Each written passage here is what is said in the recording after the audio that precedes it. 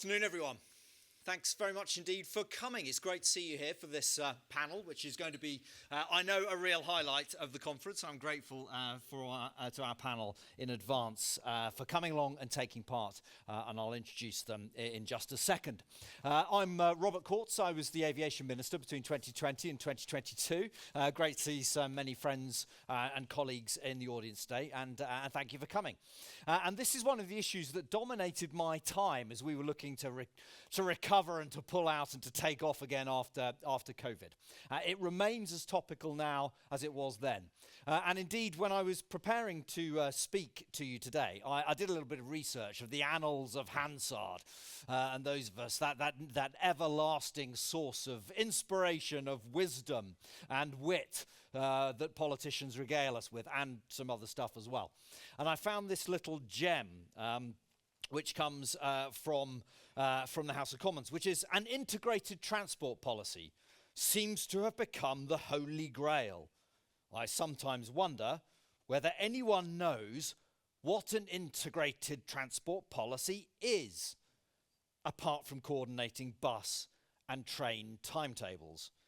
So said John Cockcroft, the Member of Parliament for Nantwich, in a Commons debate on British Rail on 27th of May, 1977.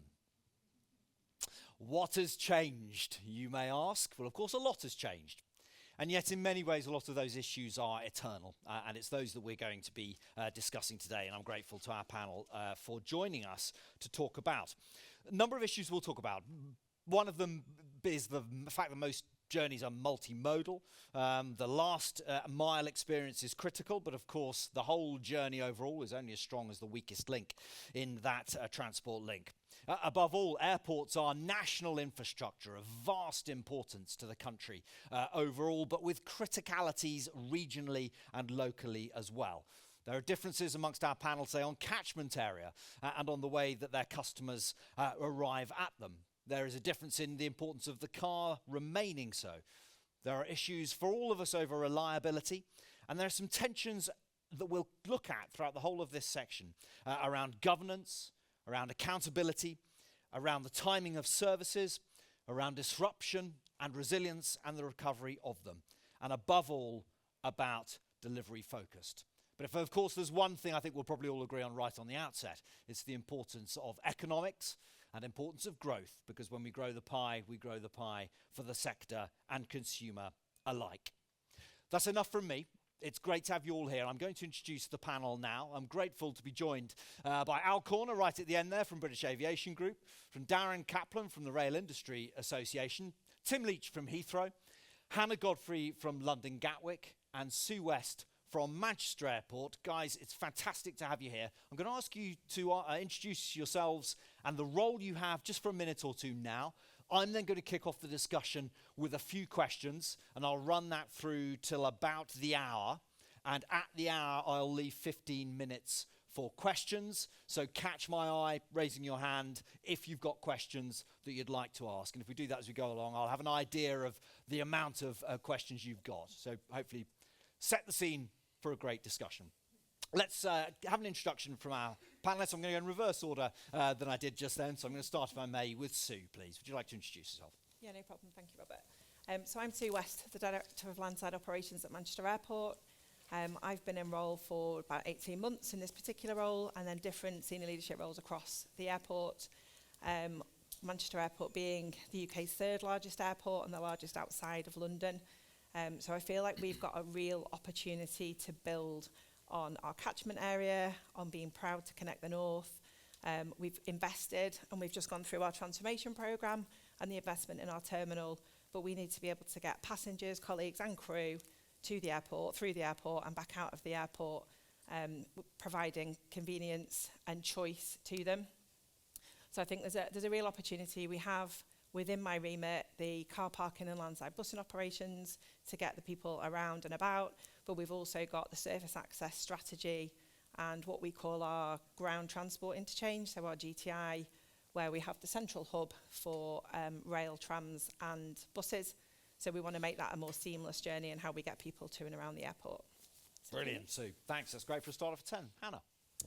Good afternoon. I'm Hannah Godfrey. I'm Senior Surface Access Manager at London Gatwick.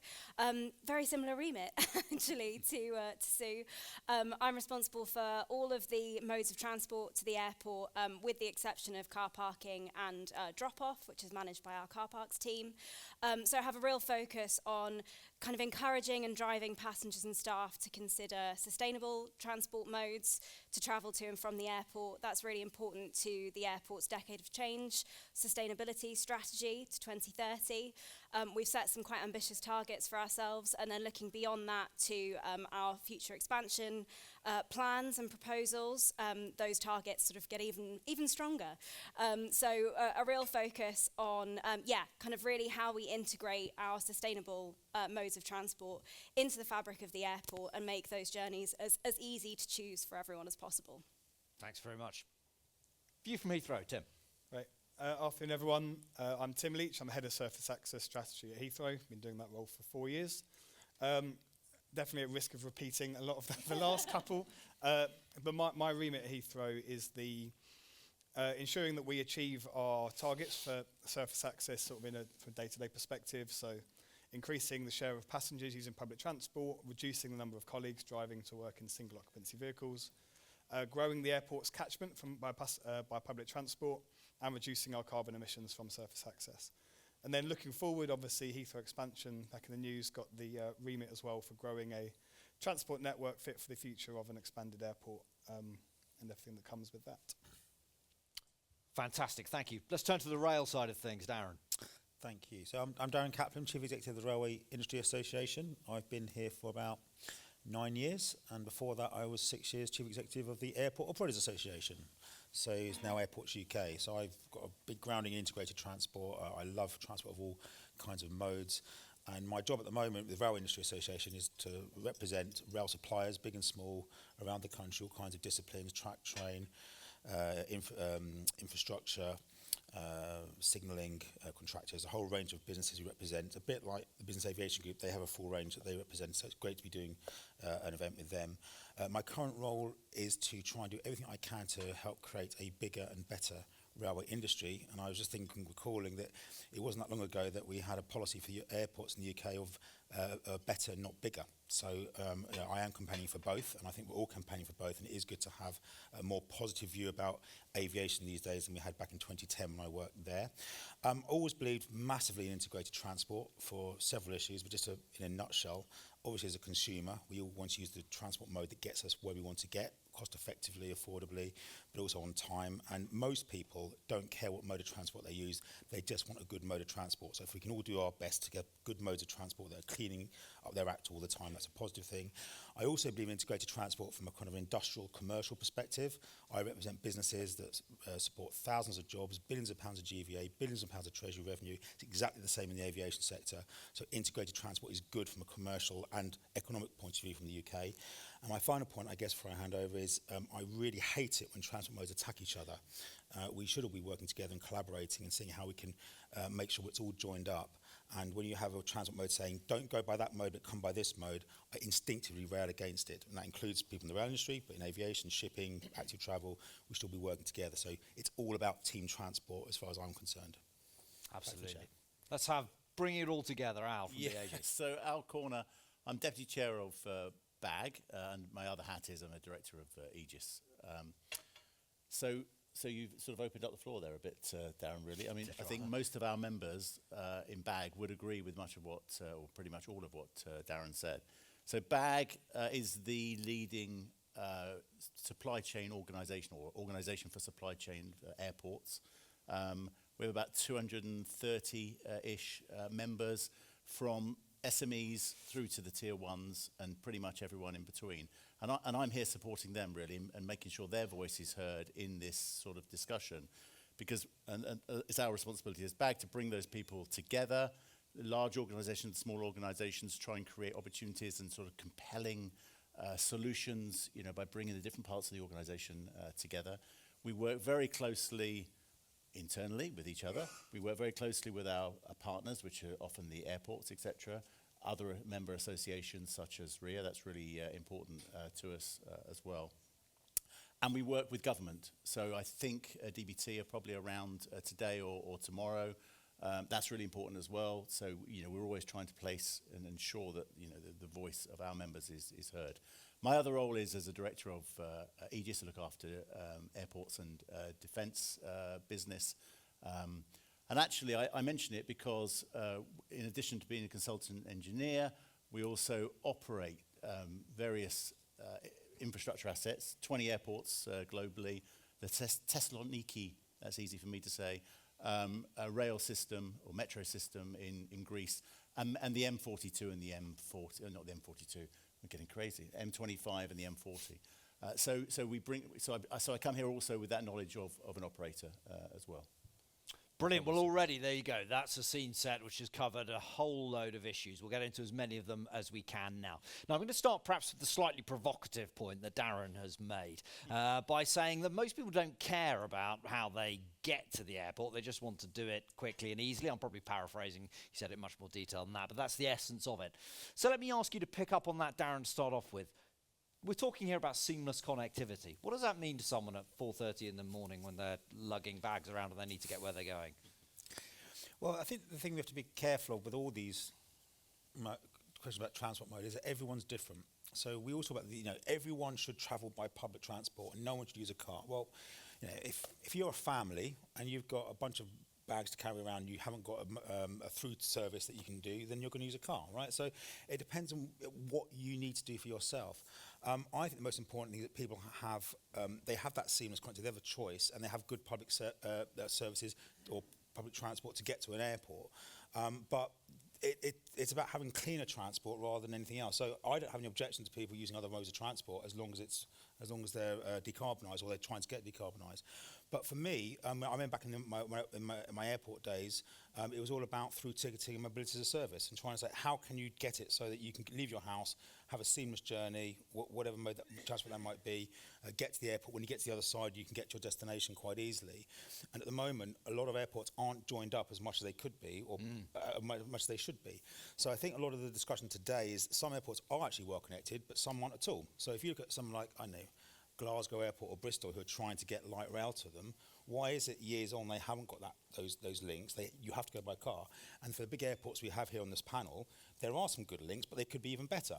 And I think that's the discussion to be had. So how do we improve that? And if you get more people travelling by rail, you'll get more people travelling by air and vice versa. So it's a virtuous circle. And that's exactly what we ought to achieve. Let's pick that up with those airports who are on the panel.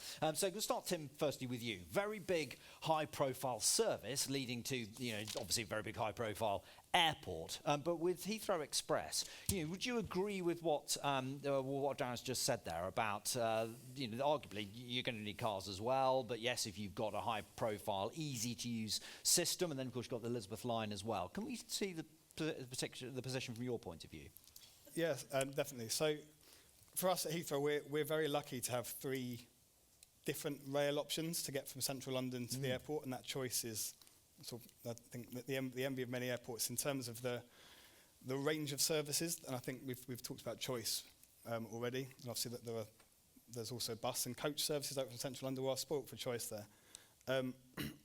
I think the point you're making about times of day is also really important. This year Heathrow Express has introduced a brand new early service that's suitable not only for passengers, actually for a lot of staff who are travelling to the airport for the early shift. I think what's really important is that airport passengers are treated as airport passengers when they're travelling to the airport rather than just rail commuters. Heathrow Express obviously is perfectly designed for the airport passenger, but we've been looking a lot around bus as well. We're talking about many different modes here and interchanges. But a lot of the bus services that we've been seeking to provide to get to the airport at all times of day are also dedicated for airport passengers with ample luggage space, with Wi-Fi charging, all those things that make it a much more attractive service than one where you've got baggage piled Tim, high in the aisles. Let me just pick that up, because that's a really good point you've put your finger on there, is the fact it's a dedicated service. Heathrow Express is an example, but also you're quite rightly pointing to the coach services which exist as well, just do the same thing. Is that from a point of view of efficiency, that people know it's going to be reliable, or is there also something of a marketing cachet around you're using a special service? We definitely try to lean on that dedicated service as being a unique selling point. We've done marketing campaigns around coach campaigns and our insights there tells us people are really, that the direct and dedicated airport service is a really good selling point, and that's really helped grow Coach Mojo over the last few years. And the same with Heathrow Express, actually. That choice is really great. Elizabeth Line has done wonders for Heathrow. Our Mojo has increased, as you'd expect, since Elizabeth Line came in. But the really great thing about it is it's grown the size of the pie. Heathrow Express is still doing very well, and that dedicated service is actually providing a point of differentiation between Piccadilly Line, Elizabeth Line, and Heathrow Express. And actually, the dedicated nature of it, compared to the alternatives, is helping to grow the size of the pie and actually make people make active choices about rail as an attractive option overall. So competition is something that, that across that modal choice gives more optionality to customers and therefore brings more people in. Yeah, absolutely. What about from Gatwick perspective? We've talked about Heathrow. Let's go to the other side of London. What's the view from there?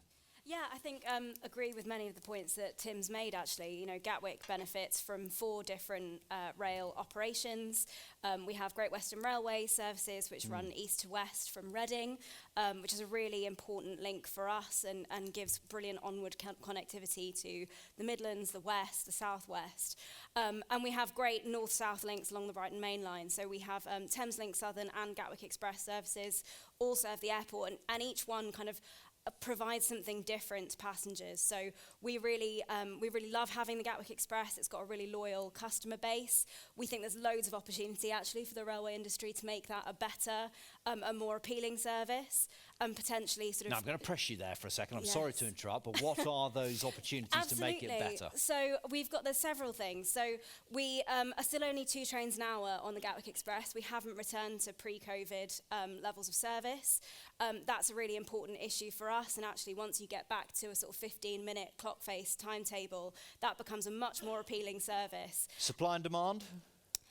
Yeah, there's an element... What's the driver? So it's a bit of everything. There's an element of a turn up and go timetable when you get to every 15 minutes. People can get to Victoria. They know that the train's leaving sort of within the next 10 to 15. From a more immediate perspective, there's actually issues in terms of the number of carriages that GTR have available to them to be able to run those services. So, greater investment from government just in terms of rolling stock. And I think equally then from a proposition perspective, actually, how do you persuade people that the Gatwick Express or the Heathrow Express at a premium ticket price is the best option for their journey when other rail options are a similar sort of journey time? Different for Heathrow Express. Gatwick Express is a very sort of similar, about half an hour into central London. So actually, how can we make that proposition more appealing by combining tickets with airport services, for example? How do you make sure that the Gatwick Express is always reliably timetabled? At the moment, it's one of the first services that gets cancelled if there's disruption. So actually, how are we selling rail to our passengers and justifying that premium ticket price, which is good for Treasury, ultimately. There's some great stuff in there that I'm going to pick up. I'm going to come back to that latter point, which is first class, about cross-modal, multifunctional ticketing. Let me come back to that. Timetabling at an outset. What would make it more attractive from that point of view? Turn up and go, or syncing with flights, or time of day, or early mornings? I think it's a little bit of all of the above.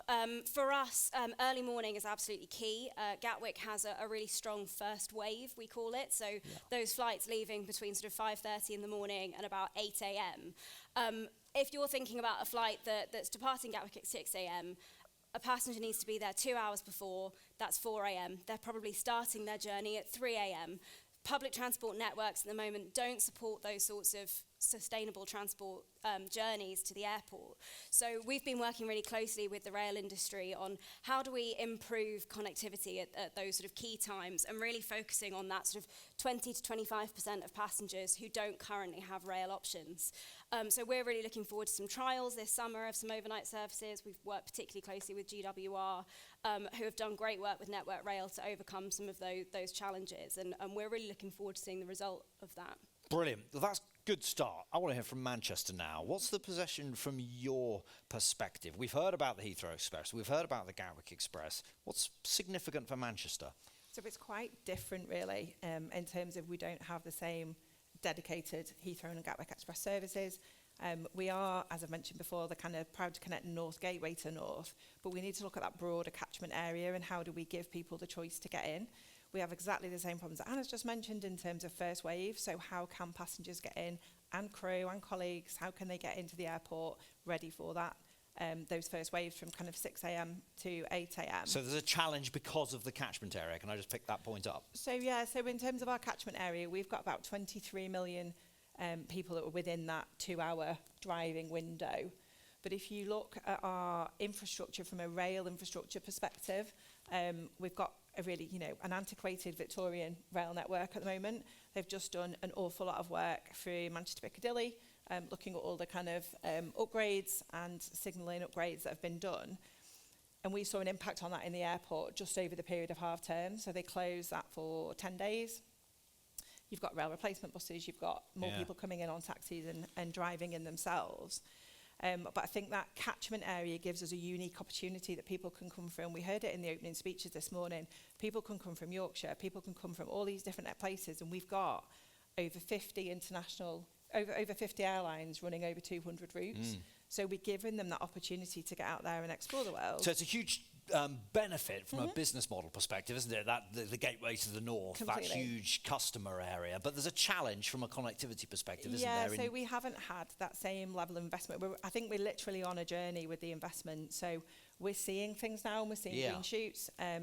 We've got plans for platform extensions, which will increase the capacity. We've still got the challenges around timetabling, but from this spring, Transpennine are working with us to bring in an overnight option and an overnight service, which we haven't typically had and certainly haven't had post-COVID. But I think it's how we change people's mindsets, because there's also a reliability point. So we've got, in the last year, 7.1% of trains were cancelled from Manchester Airport, to and from Manchester Airport, which puts us in, unfortunately, the highest kind of within that realm of the top 3 cancellation in busiest airports and train stations. But people, to your point, people want that reliability. They want to know if they're going to, whether they're going into work, whether they've a crew on a shift, and they've got an operational shift, or whether their family's going on holiday or business trips. They want to know that they're going to get there. They can't risk that extra stress of, I've gone for my train and I haven't managed to get on it. So we have to really invest in that and building it going forward. And I do think at Manchester we are seeing an improvement in that, but I think it is, with all the kind of planning and the complexity and then the actual delivery of it, even the platform extension will start this May but take 2 years to deliver. So it's how we continue to get a bit of pace on that stays with the growth that we're seeing. So the car's likely to remain important for you anyway. Yeah. We probably just have to accept that for now. But as you're looking to grow that rail usage, what's the thing? You've mentioned a number of things there. What do you think? What do you put your finger on as the one thing that make a difference for Manchester? Is it the reliability point? Or is it the dedicated service, or the attractiveness? I think it's reliability, it's attractiveness, and it's, so if you look at, this was again mentioned in the opening speech this morning, if you look at the Liverpool to Manchester connection, it's just under 50 minutes. That's the same as it was in the 1980s. But if you look at Manchester Sheffield, it's 50% longer now than it was in the 1970s. So we've got to do something to make those journeys feel more realistic, and that people are going to know they're not adding a 2-hour journey with a connection in that may or may not connect. They just want simplified travel. Yeah. And you say you're working closely with Transpennine and to bring that. Transpennine, Network Rail, yeah. Are you getting the priority treatment that you need from them and others? I think Chris is going to talk, Chris Woodruff, RMD, is going to talk later in terms of with Henry about the Northern Powerhouse Rail. And I think I see that as a really positive thing that's coming, and kind of really passionate about the fact that we can grow with that. I think what worries me is some of the timescales for these things. They take a long time to come. So when you're in operational roles and you're in there every day, you kind of want to drive these things and them to move fast. So I think there's something around the pace of it that we still need to work through. Reliability and pace. Okay, let's return to this point about ticketing. And Al, I wonder whether you'd like to say a word about that from your perspective, just looking at it from taking everything together across the whole of the industry. What's the attraction in getting tickets serving more than one purpose, i.e. not just the rail itself?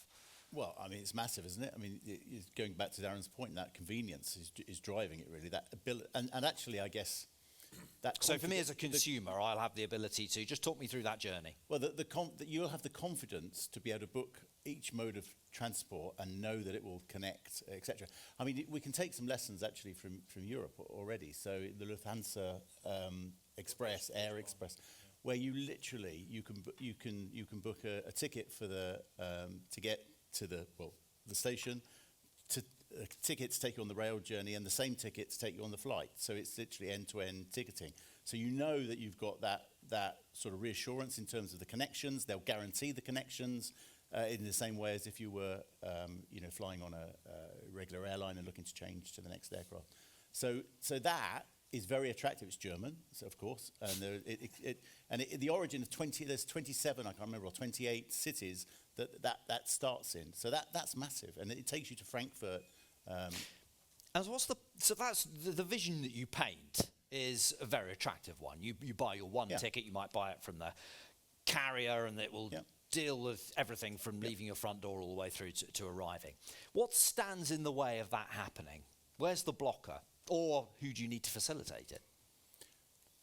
I think one of the main issues at the moment is the sort of fragmentation of that ticket buying process. And I think one of the real opportunities that will come, hopefully, as a result of GBR is that then airlines are only having to deal with one entity to combine with. At the moment, we've tried to encourage airlines and rail companies to talk to each other, but it involves separate discussions and agreements between each airline and each operator, rather than airlines potentially as a group being able to make an agreement with GBR to be able to sell through tickets. So I think it's that sort of reducing the fragmentation in the industry, and I think as I say, Not possible now with companies like Trainline, for example. I think it's just that there's still a lot of competition. So you've got Trainline, you've got National Rail Inquiries, you've got Uber are now in that space as well. So I think that's that sort of nationalisation piece. And each of those, at the moment, all of those operators, rail operators, are separate entities as well. So. Let me be slightly challenging there, because you're saying it's the carrier's responsibility. They've got to, for them to bring. Why isn't it your responsibility as the airport out of which the planes fly, and you convene people? It's your service. Why aren't you the people who are convening all of that? Well, it's very noble of you, Tim. There's me throwing Hannah under the bus. Sorry, Hannah could have given a very good answer to this as well. Hannah's answer would have been brilliant, but we're going to hear yours. So you don't get to hear her one now. So. Go on. It's difficult because the airport doesn't actually appear in the booking flow when you're purchasing the airline ticket. So it's one of the advantages we do have as owning Heathrow Express is we can get in the booking flow with airline carriers, which we do try and do, but you're competing against Uber, National Express, other onward travel options, and it does make it difficult to be at the top of those lists. But I think there's a point I wanted to make that why this is so important is you need to try and make passengers make their decision about their onward journey at the right point in the decision-making process. Our insights show a crazy stat that something like 30% of people arrive off their flight and don't know how they're getting to their destination when they land, which as someone who works in transport, that is nuts to me. But I think if you don't, that's a great stat. If you're not in that flow early enough, then you don't influence that decision at the right point in time. And often the easiest thing to do once you land somewhere, having not decided, is you go straight to the taxi because that's the first thing that's going to get you exactly where you need to go. So this is really important to get right, and it is a challenge at the moment that you don't get at the right point in that decision-making process. Right. Darren, it's all going to be easy in future, is it? Well, integrating it is a difficult one. I mean, Al mentioned before about the through ticketing. Who does it? I don't know. I know there's demand for it though. And I think the fact that ticketing these days on rail is much easier than it used to be is driving up numbers. So passenger numbers are at record levels now. We're back to pre-COVID levels. Revenues are coming back as well. No one saw that during the depths of COVID, and part of that is the journeys are easier. You go onto your app, you book something up. Most stations don't have as many ticket machines as they used to have, but they're still there if you need them, which is important as well. You can't, again, choice I think is really important, but I think it's already fomenting good behaviours. And if I think when I come to an airport now and I want to get on a train from an airport, it's much easier to go through without having to go to a kiosk and book that out. But the point about not thinking in advance is, and if you think about it, we're like that. We think about the flight. We don't actually think about getting to and from the airport until we're much closer to it.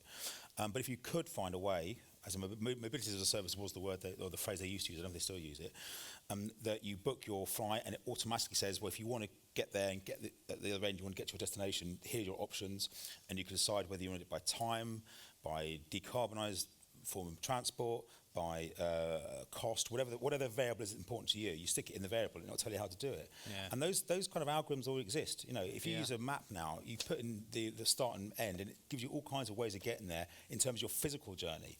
So you should be able to align a ticket to it, and I'm really excited about it, and I think most people will go for it. One point, though, about the simplicity of it is there are lots of companies that are involved in ticket setting, and GBR does threaten to take away that level playing field, and we shouldn't have a state-sponsored form of buying tickets. The only way you can do it is through the state. You should have competition. So there will be a lot of lobbying on that for level playing field and ticketing across the board, rail and aviation, in the months and years to come. Yeah, of course you can. Yeah, go ahead. Simplification of the ticketing. That's something that, again, we're talking about the pace of change, but that's something that has happened through Manchester from December. If you're buying a ticket now to go into the city centre, no matter what train operator, you'll pay the same price, and it's valid on all of those options, which I know from myself, you can look at, you know, you can do a relatively short journey, but for myself, you'd have to go into Manchester and then back out to the airport, so you feel like you're going on a cross journey. But if you're an inbound passenger that's landed, who, to your point, maybe hasn't planned their onward travel, you might have other constraints, or you might have some language challenges, or just not understand the geography. It's really quite complex. If you're even going on some of the apps and going on some of the tickets, is your ticket valid on that operator via those stations? Does it have to have gone a certain route?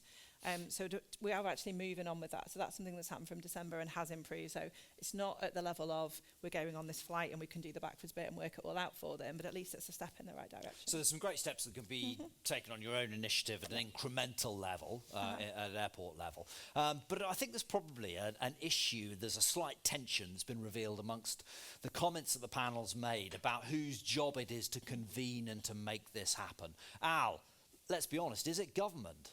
Is it a disconnect between rail and aviation within DfT or broader government?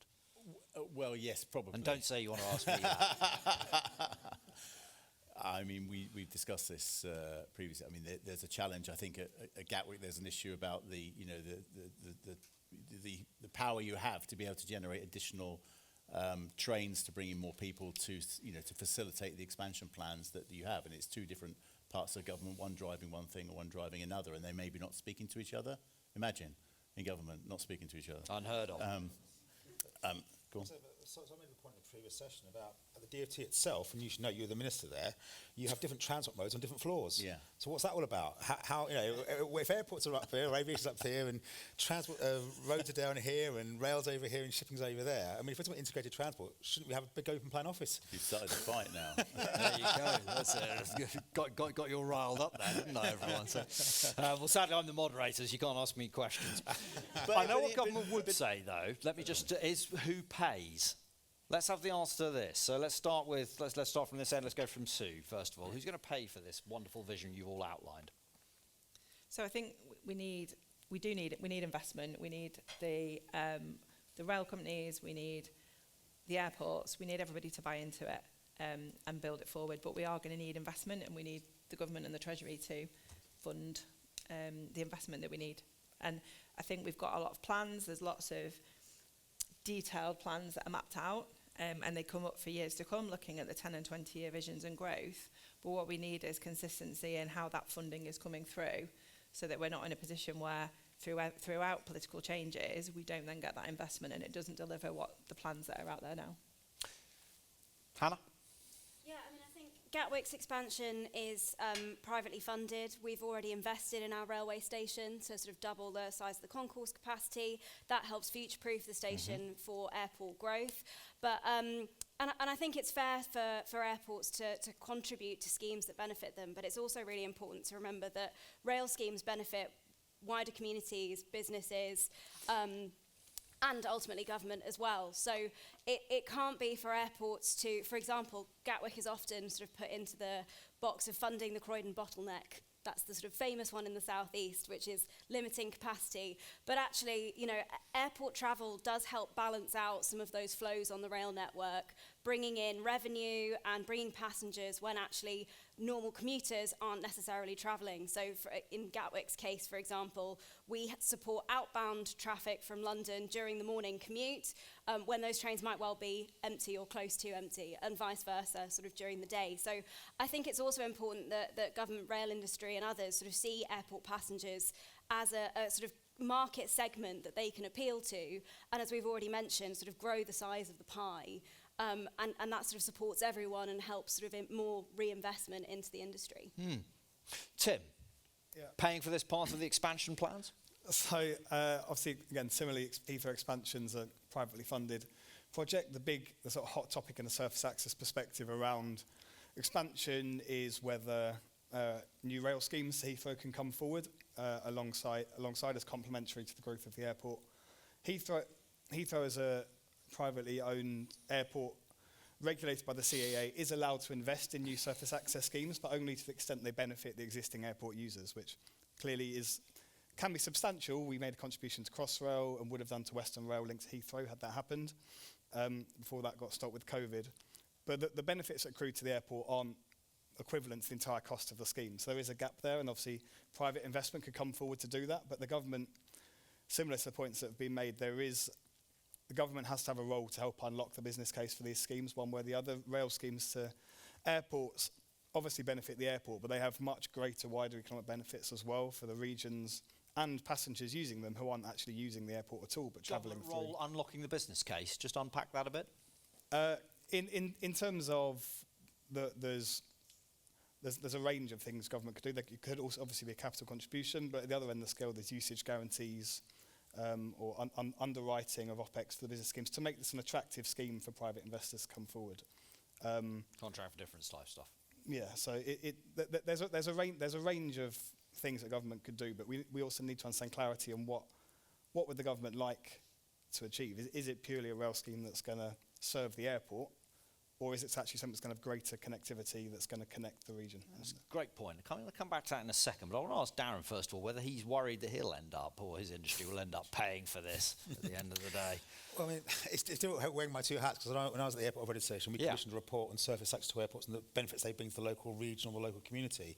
And as Hannah and Sue both said, it brings a lot more than just the people who use the airport. There are commuters, there's freight, there's a whole range of things that can use these services that wouldn't be using it if it wasn't for the airport being there and everyone's benefit. So I think from the fundamental difference, though, is that airports have made the transition to being private sector companies that are trying to attract passengers and do what they do. Rail's kind of going the other way. We're going to public ownership, and the state is getting more and more involved in how it runs things. But we would argue from a rail industry association perspective that if we can encourage more private investment and companies want to do it, they should be able to do it. And part of the assertion on your part, Robert, could be how can government get out of the way of infrastructure development so that private money can come in and do it. And an example would be, I think a few years ago, the government was with private sector schemes at the DFT, the individual schemes. I think Heathrow Southern Rail was one of them. And when it came to it, they were rebuffed at the end of a big process with one letter summation saying you can't go ahead with this private investment for hardly any reasons given. And it's like, well, that's no way to treat companies who actually want to spend time and money and build things that are good for people. So I would say, how can we attract more private investment in? Because the companies that are there to do it. And that's much more the environment today than public spending, which is under huge pressure. So whether it's public money that you're seeking to extract from government, or whether it's private financing you're seeking to unlock through the business case, doesn't this come down to whether you've actually got any evidence that any of the things we've talked about materially changes behaviour? Let's take integrated ticketing for an example. Can anyone prove that that would actually drive a change in seamless connectivity between airports and rail, or is it just an idea that sounds nice? I mean, I think one of the key benefits that Gatwick saw was the extension of the Oyster and pay-as-you-go sort of contactless payment scheme to the airport, which actually happened 10 years ago this year. And you saw a real kind of step change in passenger mode share on rail, because it was just removing one of those barriers to people, which was thinking about having to buy a ticket. You just tap in, you tap out, and everything's done. So I think there is evidence that sort of making those journeys more seamless, easier, smoother does result in greater uptake. We've seen that as well. Have you seen that from a Manchester perspective? Yeah, so with the B network and the rollout at the airport in January 25, so just over a year ago, and then the rollout of the tap and go, so very similar to Oyster in terms of being able to use your same tapping in and out, but on the trams and the buses on the B network. So that's definitely been a benefit. And that's driven an increase in rail usage by it being so easier. it's trams and buses currently. Trams the and buses. The B network rail is due to come in another year's time. Trams and buses in your case, but rail in your Yeah. case. And Tim, reflected from Heathrow Express perspective? Yeah, I think some of Hannah's points were really good on about the benefit of the tap and go. I think that just makes it. Yeah. You don't think about what you're spending to some extent when you're tapping in and out. It does make it.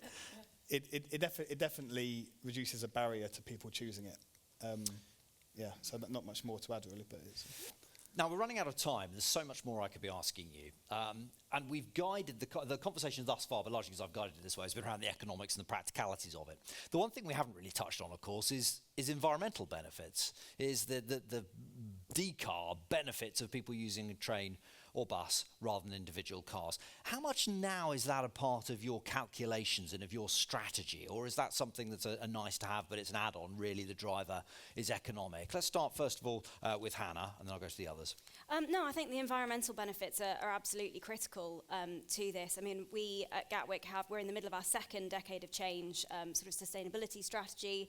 Surface access emissions is a core pillar of that. So we have a target to hit 60% of passenger and staff journeys, I should say, by sort of public transport, shared travel and active travel for staff, and then sort of zero emission journeys by 2030. That sort of puts us on the trajectory for sort of our longer term growth plans as well. So, and a lot of that is about also reducing our impact on the local area. So having fewer cars on local roads, kind of getting more people into high density public transport as opposed to lots of individual cars going around. And that goes for staff as well as for passengers. You know, those are journeys that are happening every day, multiple times a week. So actually, how do we reduce the number and the congestion that you see on local roads, and of course the emissions as a result of that? Sue, we talked about cars from your perspective, from Manchester's perspective earlier, and that'll clearly be a live challenge for you. Yeah, it is. So if you think about the growth that we're continuing to see, so we've just done over, in the last 12 months, rolling over 32 million passengers through the airport. So that's still over 4% growth. So we're continuing to see that growth coming in, and it's going kind of in a really strong trajectory. The challenge you've got is that it's actually getting people in and around, so we need to make better use of our ground transport interchange, but we will still see cars coming in. So we have approximately 3,500 employees directly employed. So to Hannah's point, it's around passengers coming in, but it's also around our direct workforce, and then just under 20,000 indirect employees on the area as well. So if you start considering staff journeys, commutes, crew, in addition to those passengers that are coming in as well, there is a choice element that we said before. You know, if you're coming in with a family, there is definitely a choice that some people will still prefer to come in via car.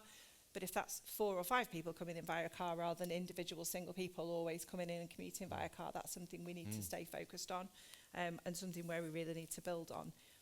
But that will only happen as we're able to provide better timetables, better services and more reliability, and then we can convince people that they will make the choice. The whole ecosystem looks better. Yep. Tim, clearly with expansion on the horizon, that'll be a key thing for you to underline, isn't it? The environmental benefit. Absolutely. So I think there's a bit of there's an interesting topic around the role of EVs in helping to reduce carbon emissions. Clearly, they are doing a fantastic job for cleaning up some of the carbon impacts and helping with overall surface access emissions. But there's also a challenge about particularly for staff, I think this is at the airport, where it kind of removes the element of the guilt factor about driving to work when you've got a public transport option available to you.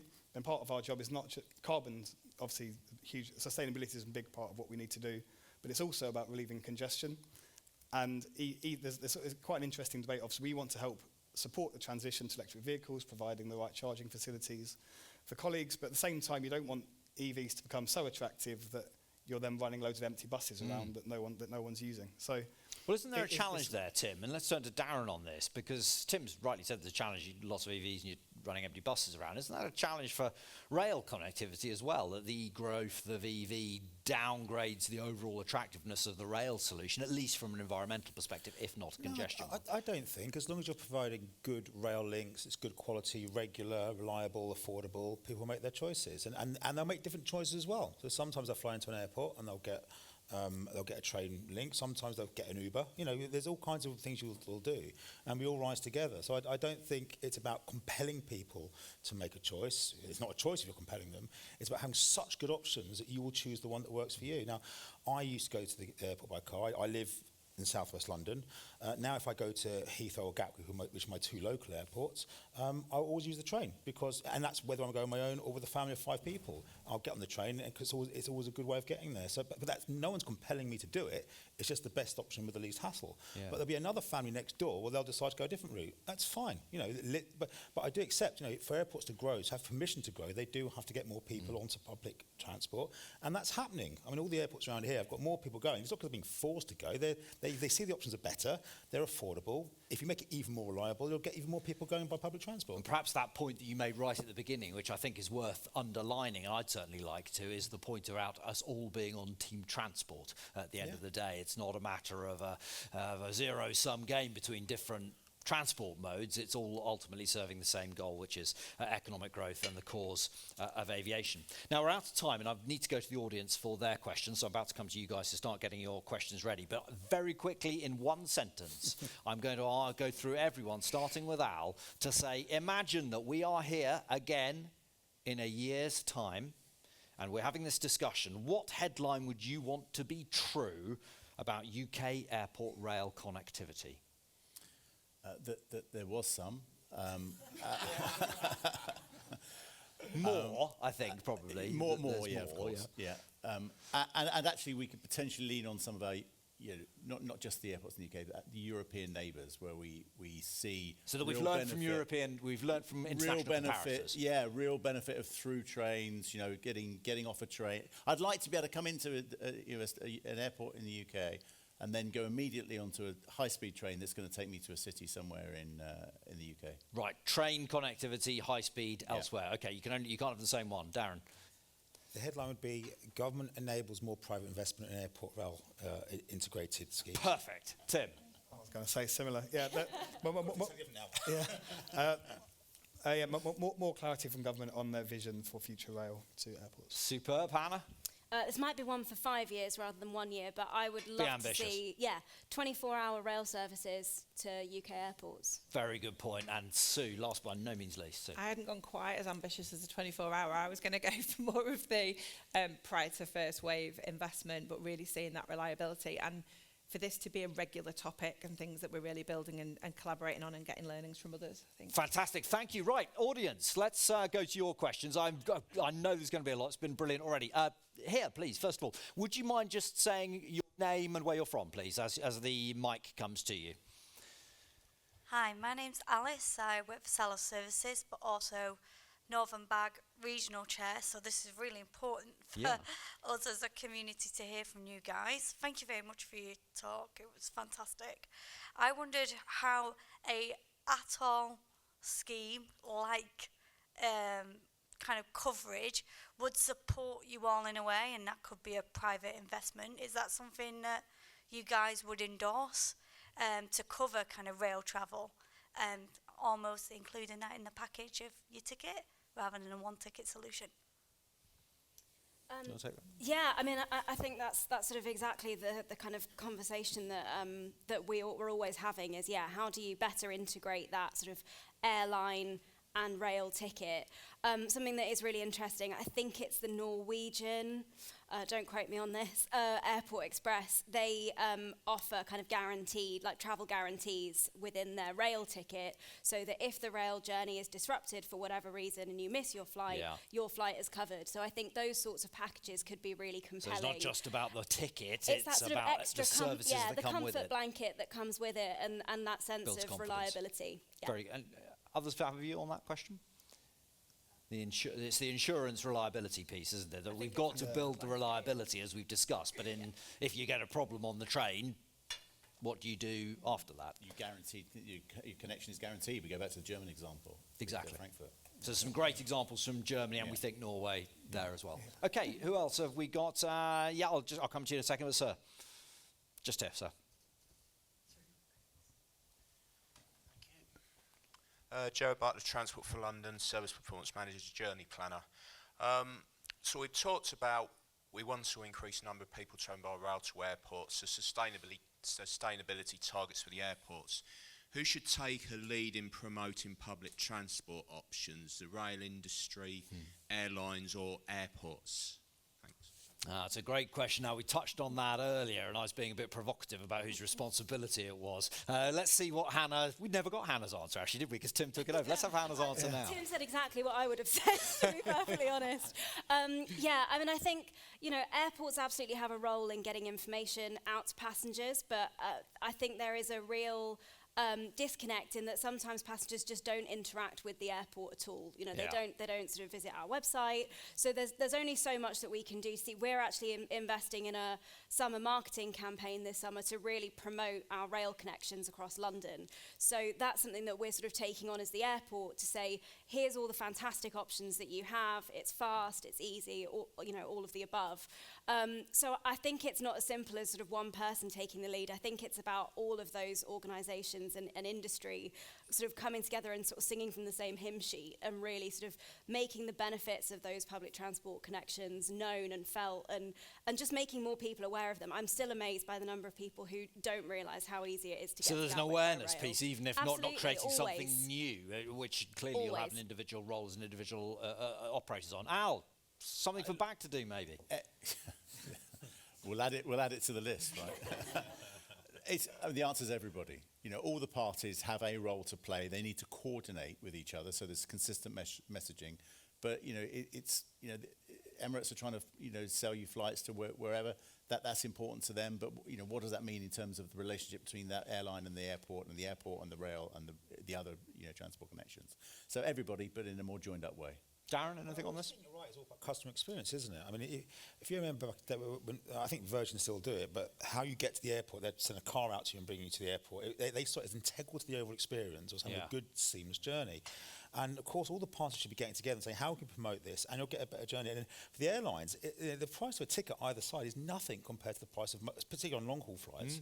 Why not integrate it in there, find a way of doing it, but certainly working all together right at the start of it, promotional campaigns across the piece.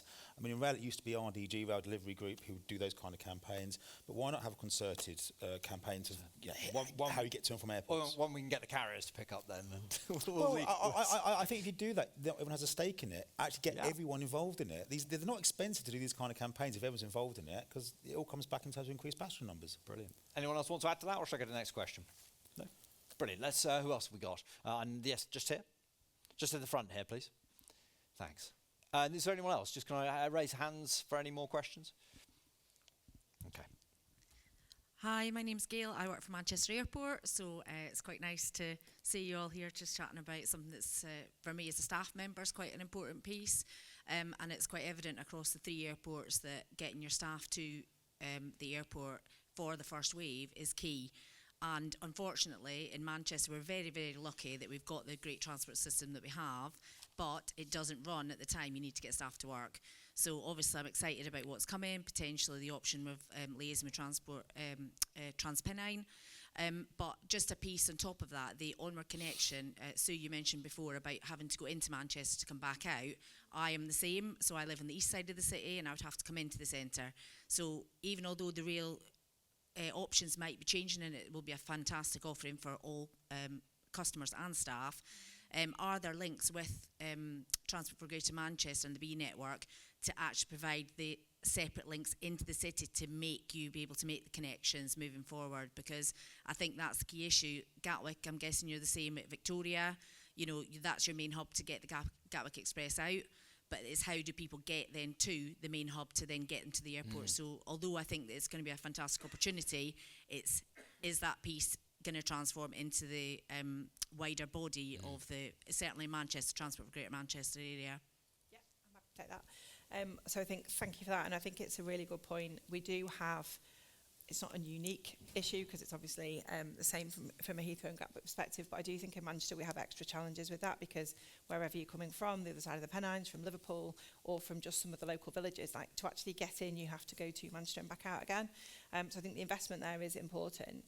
I think interestingly, for anyone that didn't see it, the Greater Manchester stand that were actually at the registration point, they've got really detailed plans as to how all this will evolve over time, be it via trams, new stations, new bus routes. So there is a whole plan for it. I guess my concern, which I think I've raised throughout here, is really the pace of it. So it's the investment and how quickly that will come through. But I think it is being thought about, and the plans are in there. I think it is just that bit around, I appreciate your point exactly, that we can't get crew in first thing in the morning for first wave. But how do we also accommodate and get more regional transfer into straight into the airport? So it is in there in the longer term plans. I suppose my point is it's not an imminent change. It's the point I made at the beginning, isn't it, about all of these journeys multimodal. It's not a matter about just what you might use 2 or 3 forms during any one journey. Okay, now Darren, that's an issue. I'll come to you in a second, but just Darren, I wanted to ask you, because that's the point about getting to the station, no matter how good the service is once you're at the station, it's the getting to it piece. Do you recognise the challenge there? In what sense? Sorry, So I think the question is about the stage of getting to the rail hub, isn't it? So you might have, in the case of Gatwick Express Victoria, which is excellent about how do you get to Victoria. Now, within London, that may be straightforward, but in Manchester, that's more challenging, because however good the rail, it's the first bit of the journey, isn't it? At the moment, we have an early train, say 5 in the morning, but I can't physically get to the train station from Yeah. the airport, from Yeah. where I live. I'd have to take my car, it is a which difficult in one. turn makes it easier to just drive to the airport. But it's not really my part of the rail jungle, but there's a demand issue here, which is, it can be more expensive to run a train than the people on it. And if you don't have big demand at a certain part of the day, how you run regular trains. And the big example of this in my world was during COVID, where we ran a pretty normal network service during COVID. It cost £14 billion that year to keep a few workers going to hospitals and social services going, but it'd have been cheaper to lay on limousines for everyone than that, but they kept the trains running. So you've got to have demand to do it. And it's like airports during the winter. We don't have that much snow in this country. When we have a huge snowstorm, we don't have the equipment, because we can't always have the equipment for that every year. So we do what we can do. So it is a difficult one in terms of the timetabling. But I would again come back to team transport. I would say have the right mode at that particular time. If not many people aren't trying about that, is there another way you can get them there? That's the answer. Hannah, I think That was, exactly the point that I was going to make, actually, and that's where Gatwick, and I know Heathrow have done the same, is we're investing in local bus services. So particularly when we're talking about airport staff, we're providing connections 24/7. So we pump prime services that run through the night, which wouldn't otherwise be commercially viable, but with a bit of funding from us.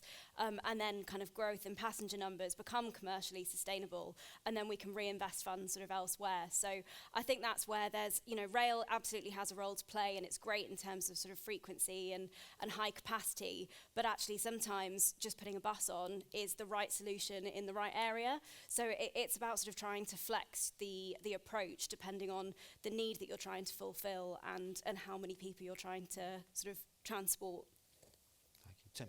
Yeah, not much to add to that, because what we do exactly the same thing at Heathrow. We invest a few £1 million a year subsidising these local bus services. We map colleague home locations and make sure that all the bus services we're running, is over 30 odd local bus services serving Heathrow. They're all serving the main areas colleagues live, and by definition you then end up serving passengers at those destinations too, even though you've designed it around colleagues. And I think if you don't have services running all through the night around the clock face, you actually end up missing almost half your colleague population, because by definition they're coming to work early in the morning when there's nothing running, or they can get public transport to work, but then they can't get home. And it's only a small proportion really of the workforce of an airport that are there in standard operating hours. You really need to get this right to provide the viable options. Now, final word for you on this from an overarching perspective. It goes back to your very first statement. It's multimodal. It's about, in 1970, whatever, 1977. trying to create an integrated transport plan, aligning bus times with train times, what's appropriate at the time. The answers from the airports are, spot on. Well, that's a perfect place to end the debate on. 1977, I started the quote with the quotation at the beginning and put that question of have things actually moved on at all. Easy to be cynical about these things and say actually you could say exactly the same as that MP did in that debate then. But I think as we've illustrated from this, whilst there's a lot more to do and they're full of ambition, full of exciting ideas, full of opportunity that the panel can produce for aviation, for the people and for the economy, I think what's the real takeaway from this is how far we've come. Lots more to do, but there's an enormous amount been done. And the picture that has been represented today is streets ahead of what was being said nearly 50 years ago by that MP in that debate. It's been a great debate. There's so much more I would like to have asked. I could have gone on for hours and hours grilling everybody. But thank you very much, everyone, for coming. Please give our panel a big, warm round of applause.